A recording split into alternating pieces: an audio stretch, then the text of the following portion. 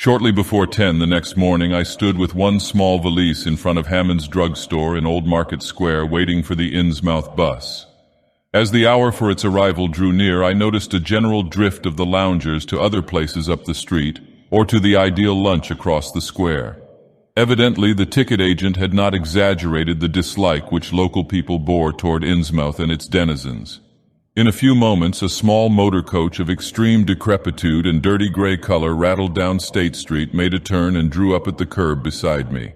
I felt immediately that it was the right one, a guess which the half-illegible sign on the windshield, Arkham Innsmouth Newburyport, soon verified. There were only 3 passengers, dark, unkempt men of sullen visage and somewhat youthful cast, and when the vehicle stopped, they clumsily shambled out and began walking up State Street in a silent, almost furtive fashion.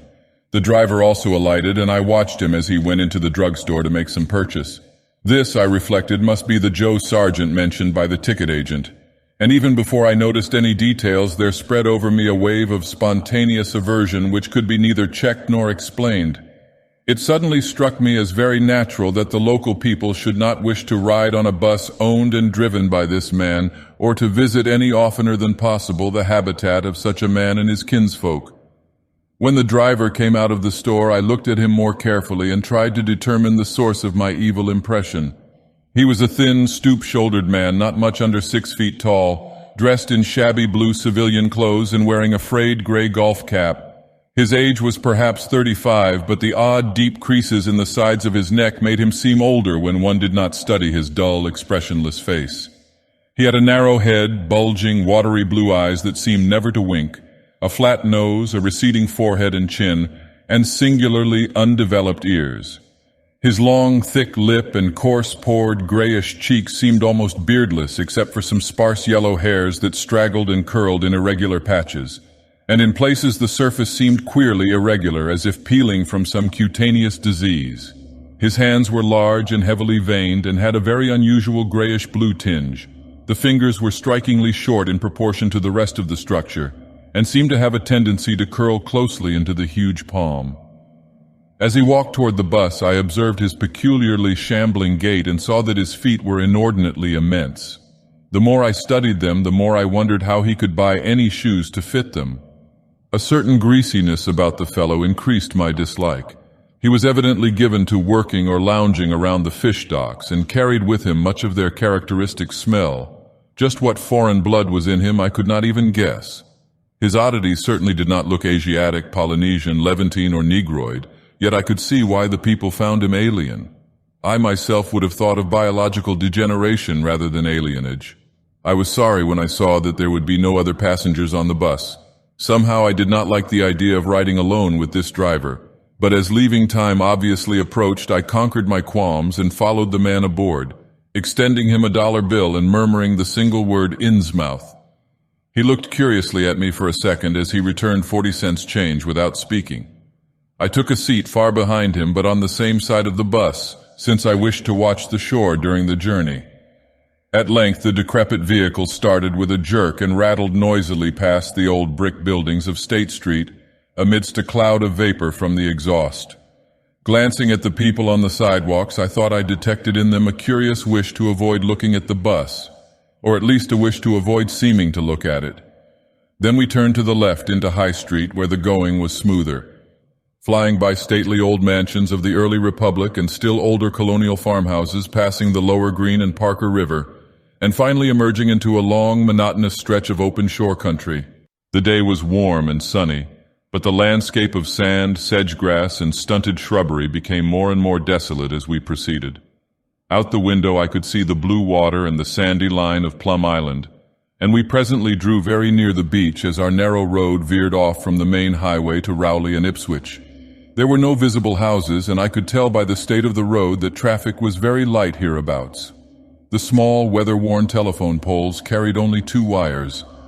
Now and then we crossed crude wooden bridges over tidal creeks that wound far inland and promoted the general isolation of the region. Once in a while I noticed dead stumps and crumbling foundation walls above the drifting sand, and recalled the old tradition quoted in one of the histories I had read, that this was once a fertile and thickly settled countryside. The change, it was said, came simultaneously with the Innsmouth epidemic of 1846 and was thought by simple folk to have a dark connection with hidden forces of evil. Actually, it was caused by the unwise cutting of woodlands near the shore, which robbed the soil of its best protection and opened the way for waves of wind-blown sand. At last we lost sight of Plum Island and saw the vast expanse of the open Atlantic on our left. Our narrow course began to climb steeply, and I felt a singular sense of disquiet in looking at the lonely crest ahead where the rutted roadway met the sky. It was as if the bus were about to keep on in its ascent, leaving the sane earth altogether and merging with the unknown arcana of upper air and cryptical sky. The smell of the sea took on ominous implications, and the silent driver's bent, rigid back and narrow head became more and more hateful. As I looked at him, I saw that the back of his head was almost as hairless as his face, having only a few straggling yellow strands upon a gray scabrous surface. Then we reached the crest and beheld the outspread valley beyond, where the Menuxe joins the sea just north of the long line of cliffs that culminate in Kingsport Head and veer off toward Cape Ann. On the far, misty horizon, I could just make out the dizzy profile of the head, topped by the queer, ancient house of which so many legends are told. But for the moment, all my attention was captured by the nearer panorama just below me. I realized, come face to face with rumor-shadowed Innsmouth. It was a town of wide extent and dense construction, yet one with a portentous dearth of visible life. From the tangle of chimney pots, scarcely a wisp of smoke came, and the three tall steeples loomed stark and unpainted against the seaward horizon. One of them was crumbling down at the top, and in that and another there were only black gaping holes where clock dials should have been. The vast huddle of sagging gambrel roofs and peaked gables conveyed with offensive clearness the idea of wormy decay. And as we approached along the now descending road, I could see that many roofs had wholly caved in. There were some large square Georgian houses, too, with hipped roofs, cupolas, and railed widows' walks. These were mostly well back from the water, and one or two seemed to be in moderately sound condition. Stretching inland from among them, I saw the rusted, grass-grown line of the abandoned railway, with leaning telegraph poles now devoid of wires, and the half-obscured lines of the old carriage roads to Rowley and Ipswich. The decay was worse close to the waterfront, though in its very midst I could spy the white belfry of a fairly well-preserved brick structure which looked like a small factory. The harbor, long clogged with sand, was enclosed by an ancient stone breakwater, on which I could begin to discern the minute forms of a few seated fishermen, and at whose end were what looked like the foundations of a bygone lighthouse. A sandy tongue had formed inside this barrier, and upon it I saw a few decrepit cabins, moored dories, and scattered lobster pots. The only deep water seemed to be where the river poured out past the belfried structure and turned southward to join the ocean at the breakwater's end. Here and there the ruins of wharves jutted out from the shore to end in indeterminate rottenness, those farthest south seeming the most decayed. And far out at sea, despite a high tide, I glimpsed a long black line scarcely rising above the water, yet carrying a suggestion of odd, latent malignancy. This, I knew, must be Devil Reef. As I looked, a subtle, curious sense of beckoning seemed superadded to the grim repulsion. And oddly enough, I found this overtone more disturbing than the primary impression. We met no one on the road, but presently began to pass deserted farms in varying stages of ruin. Then I noticed a few inhabited houses with rags stuffed in the broken windows and shells and dead fish lying about the littered yards. Once or twice I saw listless-looking people working in barren gardens or digging clams on the fishy-smelling beach below, and groups of dirty, simian-visaged children playing around weed-grown doorsteps. Somehow these people seemed more disquieting than the dismal buildings, for almost everyone had certain peculiarities of face and motions which I instinctively disliked without being able to define or comprehend them. For a second I thought this typical physique suggested some picture I had seen, perhaps in a book, under circumstances of particular horror or melancholy, but this pseudo-recollection passed very quickly. As the bus reached a lower level, I began to catch the steady note of a waterfall through the unnatural stillness. The leaning, unpainted houses grew thicker, lined both sides of the road, and displayed more urban tendencies than did those we were leaving behind. The panorama ahead had contracted to a street scene, and in spots I could see where a cobblestone pavement and stretches of brick sidewalk had formerly existed. All the houses were apparently deserted, and there were occasional gaps where tumble-down chimneys and cellar walls told of buildings that had collapsed. Pervading everything was the most nauseous, fishy odor imaginable. Soon, cross streets and junctions began to appear, those on the left leading to shoreward realms of unpaved squalor and decay, while those on the right showed vistas of departed grandeur. So far I had seen no people in the town, but there now came signs of a sparse habitation, curtained windows here and there, and an occasional battered motor car at the curb. Pavement and sidewalks were increasingly well defined, and though most of the houses were quite old, wood and brick structures of the early 19th century, they were obviously kept fit for habitation. As an amateur antiquarian, I almost lost my olfactory disgust and my feeling of menace and repulsion amidst this rich, unaltered survival from the past. But I was not to reach my destination without one very strong impression of poignantly disagreeable quality. The bus had come to a sort of open concourse or radial point with churches on two sides, and the bedraggled remains of a circular green in the center, and I was looking at a large pillared hall on the right-hand junction ahead. The structure's once white paint was now gray and peeling, and the black and gold sign on the pediment was so faded that I could only with difficulty make out the words, Esoteric Order of Dagon. This, then, was the former Masonic hall now given over to a degraded cult.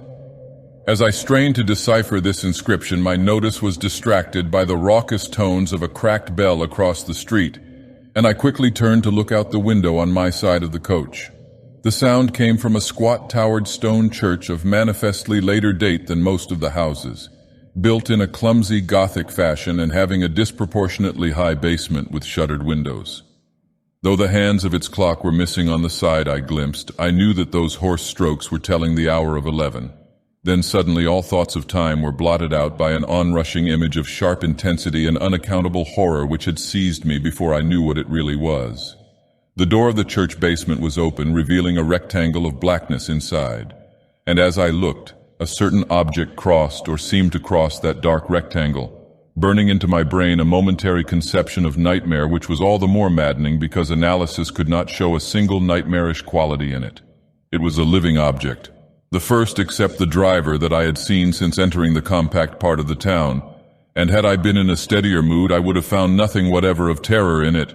Clearly, as I realized a moment later, it was the pastor, clad in some peculiar vestments doubtless introduced since the Order of Dagon had modified the ritual of the local churches.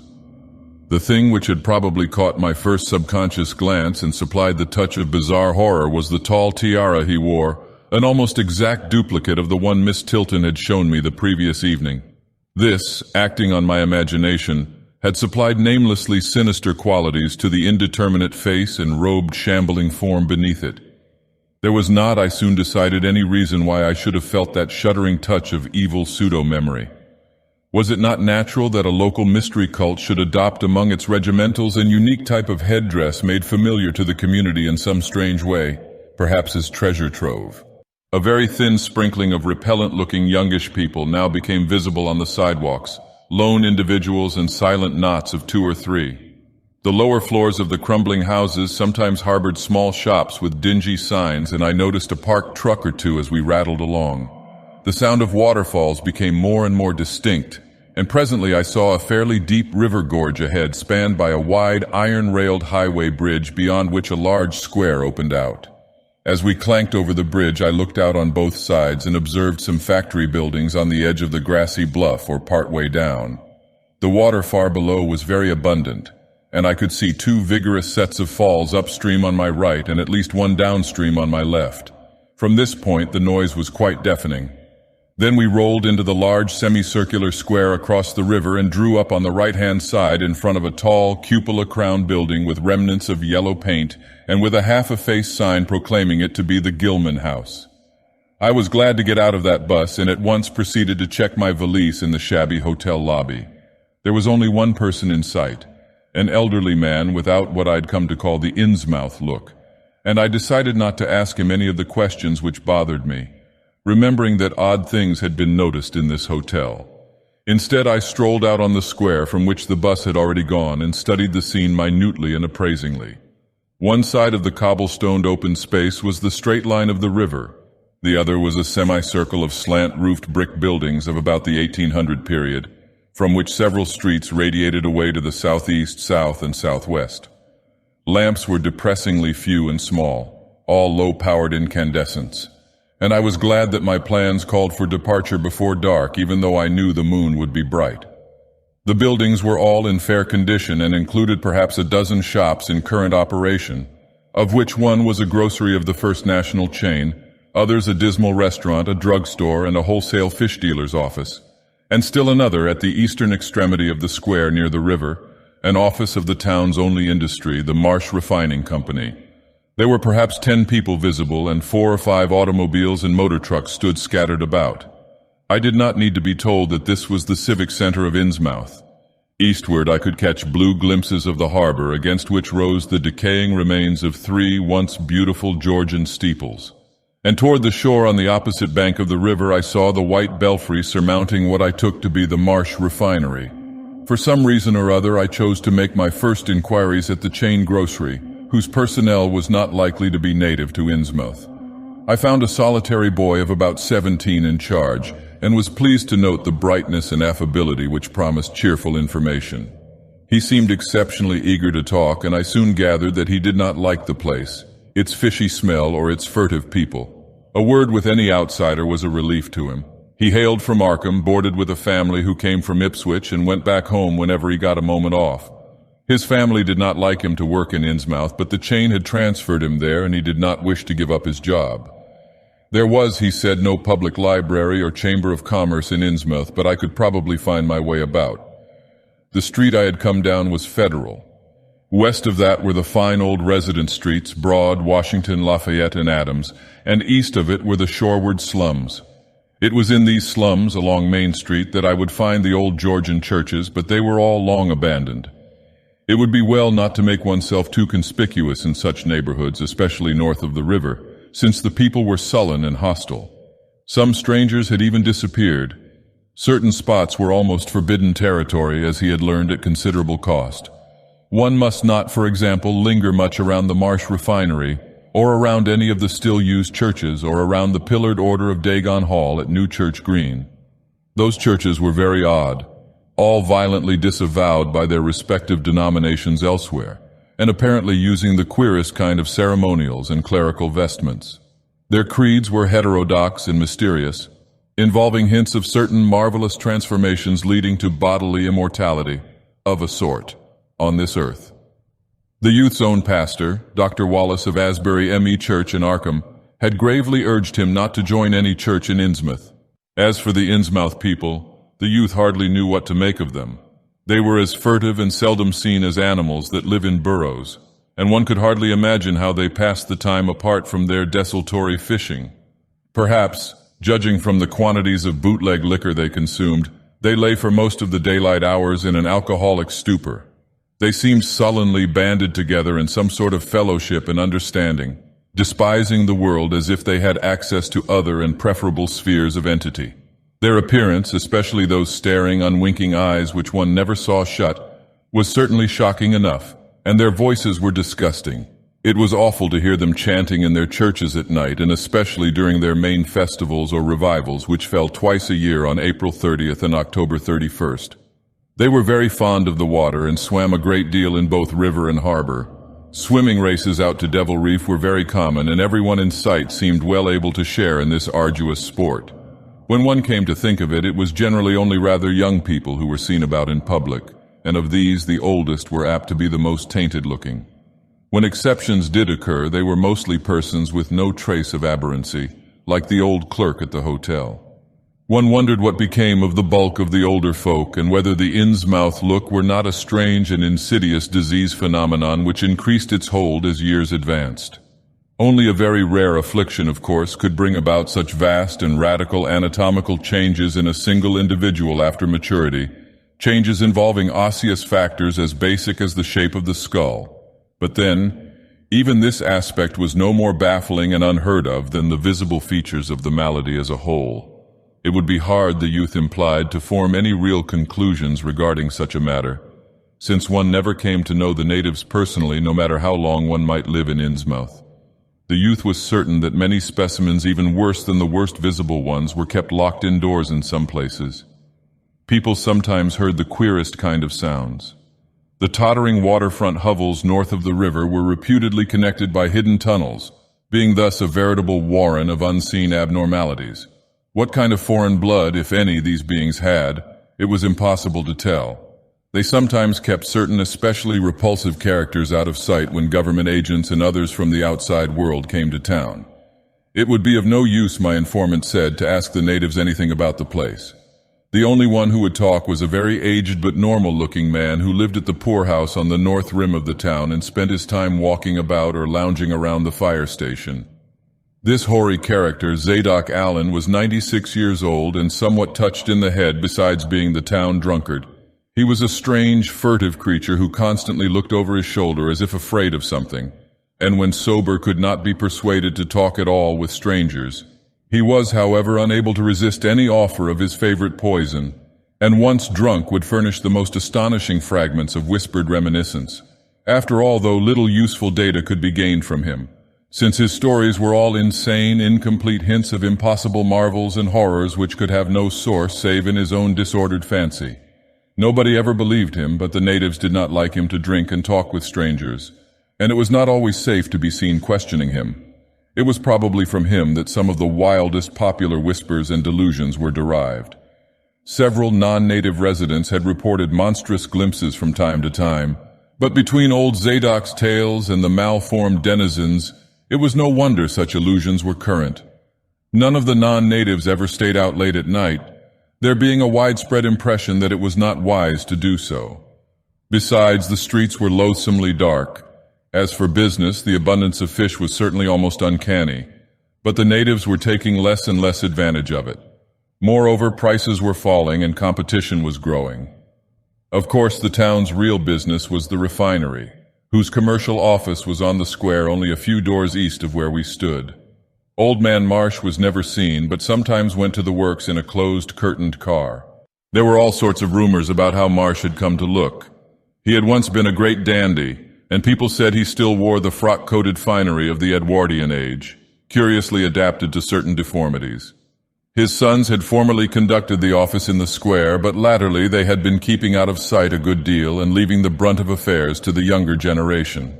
The sons and their sisters had come to look very queer, especially the elder ones, and it was said that their health was failing. One of the Marsh daughters was a repellent, reptilian-looking woman who wore an excess of weird jewelry clearly of the same exotic tradition as that to which the strange tiara belonged. My informant had noticed it many times and had heard it spoken of as coming from some secret horde, either of pirates or of demons. The clergymen, or priests, or whatever they were called nowadays, also wore this kind of ornament as a headdress, but one seldom caught glimpses of them. Other specimens the youth had not seen, though many were rumored to exist around Innsmouth. The Marshes, together with the other three gently bred families of the town, the Waits, the Gilmans, and the Elliots, were all very retiring. They lived in immense houses along Washington Street, and several were reputed to harbor in concealment certain living kinsfolk whose personal aspect forbade public view, and whose deaths had been reported and recorded. Warning me that many of the street signs were down, the youth drew for my benefit a rough but ample and painstaking sketch map of the town's salient features.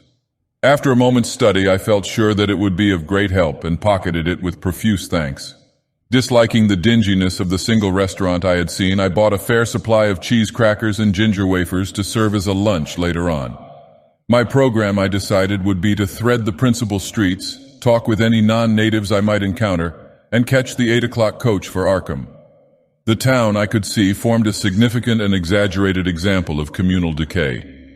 But being no sociologist, I would limit my serious observations to the field of architecture. Thus I began my systematic, though half-bewildered tour of Innsmouth's narrow, shadow-blighted ways.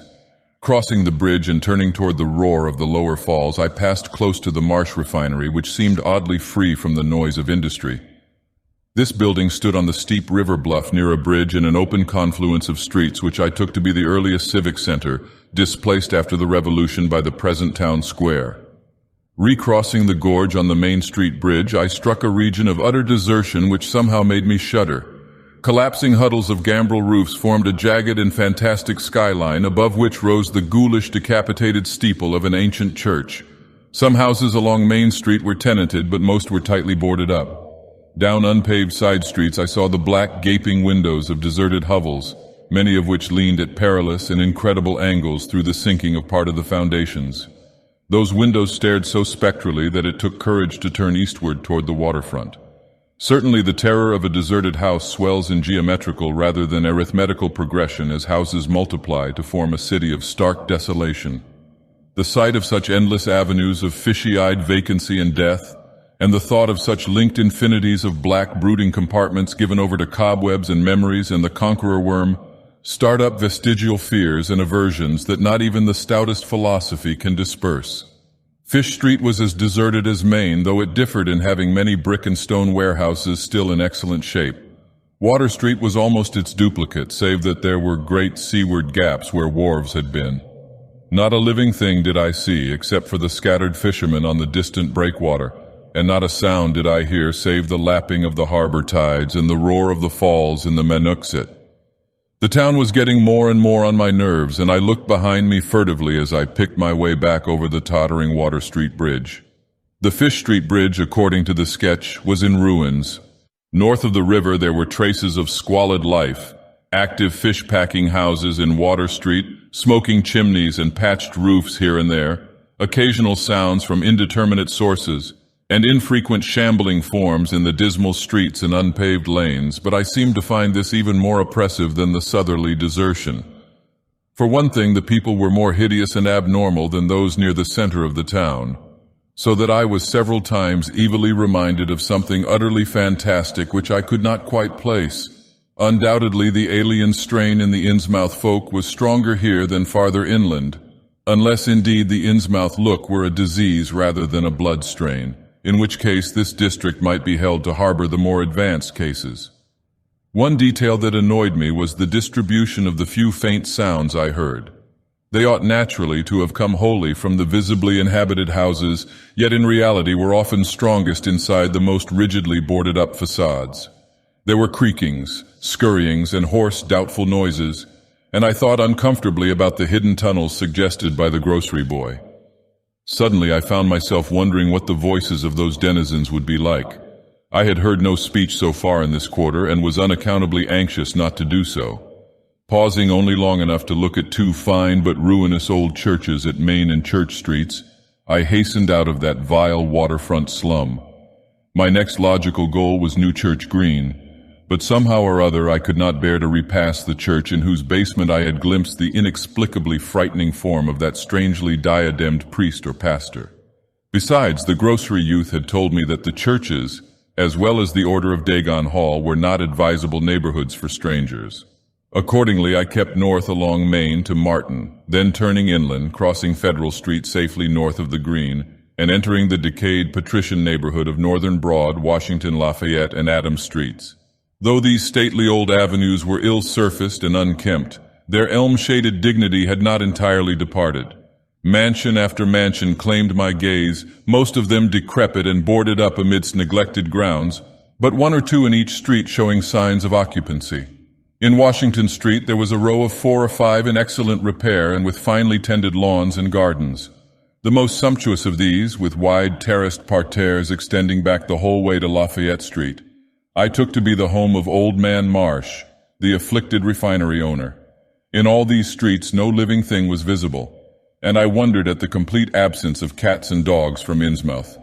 Another thing which puzzled and disturbed me, even in some of the best preserved mansions, was the tightly shuttered condition of many third-story and attic windows. Furtiveness and secretiveness seemed universal in this hushed city of alienage and death, and I could not escape the sensation of being watched from ambush on every hand by sly, staring eyes that never shut. I shivered as the cracked stroke of 3 sounded from a belfry on my left. Too well did I recall the squat church from which those notes came. Following Washington Street toward the river, I now faced a new zone of former industry and commerce, noting the ruins of a factory ahead and seeing others, with the traces of an old railway station and covered railway bridge beyond, up the gorge on my right. The uncertain bridge now before me was posted with a warning sign, but I took the risk and crossed again to the south bank where traces of life reappeared. Furtive, shambling creatures stared cryptically in my direction, and more normal faces eyed me coldly and curiously. Innsmouth was rapidly becoming intolerable, and I turned down Payne Street toward the square in the hope of getting some vehicle to take me to Arkham before the still distant starting time of that sinister bus. It was then that I saw the tumble-down fire station on my left, and noticed the red-faced, bushy-bearded, watery-eyed old man in nondescript rags who sat on a bench in front of it talking with a pair of unkempt but not abnormal-looking firemen. This, of course, must be Zadok Allen, the half-crazed, licorice nonagenarian whose tales of old Innsmouth and its shadow were so hideous and incredible.